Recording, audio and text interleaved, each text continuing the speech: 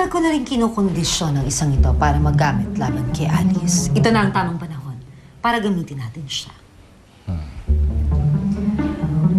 Odire verba mea, desidero consequi. Ngayon, tumayo ka.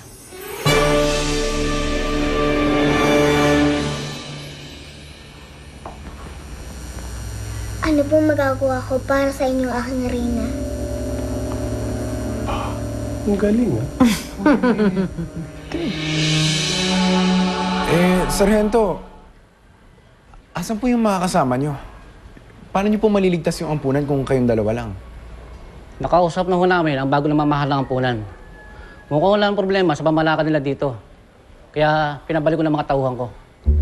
Likot na rin namin ang buong ampunan at nagmasid sa mga bata. Maayos naman sila, mababait at magalang. Salamat na lang sa concern nyo. Kung ano man ang nakita nyo dito noon, mukhang one of case lang po yun. Sige sir, babalik na ako kami sa presinto. Sige, salamat na lang. Tara, bro.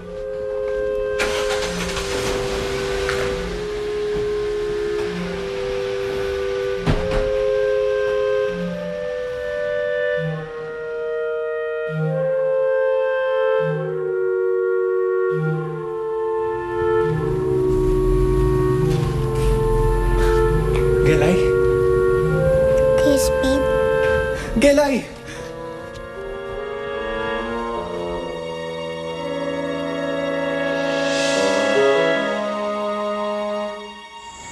Kailangan mo tong gawin, Iping. Para na rin sa kinabukasan ni Ace. Pero masisira ba ang buhay ni Ace kung malaman niya ang totoo? Abay, malaki na siya.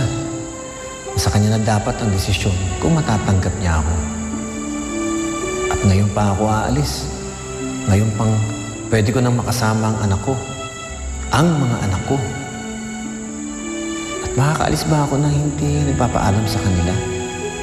Kay Alice.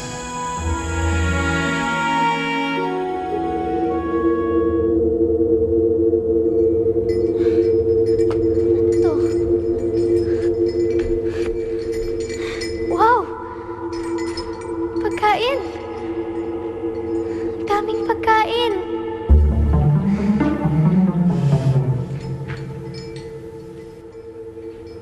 May baon naman ako eh.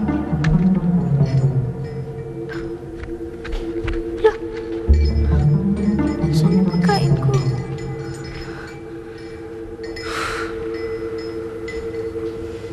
Wala naman sigurong masama kung kakainin ko to, di ba?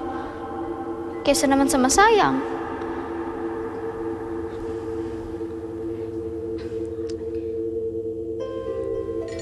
Ano na nga palang sabi sa akin ni Tia Panying? Kung hindi ka sigurado sa isang bagay, Alice, maghanap ka ng batong may butas sa gitna. Sa pamamagitan ng butas, masisilip mo kung ano ang tunay na anyo ng kahit na ano.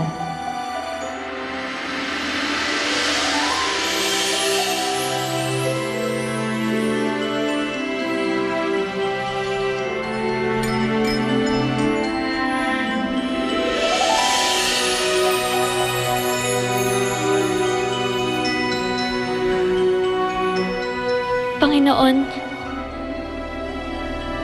ipakita niyo po sa akin ang katotohanan sa pamamagitan ng hawak kong instrumento.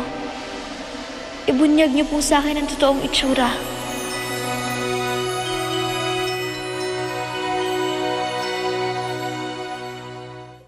Huwag mo na sundan si Alice. Baka makasagabal ka pa sa mga pagsubok sa kanya. At isa pa, baka pati ikaw mapahamak. Sino ka? Pakita ka! Hindi ako makakapayag na ikaw mapahamak. Mabuti pa ako na lang mapahamak. Kaysa mapahamak pa mga anak ko. Anong sabi nyo? Anak kita, Ace. Asan nga po si Ace? Eh di kasama na naman yung bruhil ng Alice na yon. Lalabanan natin ang pangkukulam ni Alice kina Ace sa pamamagitan ng pangkukulam din.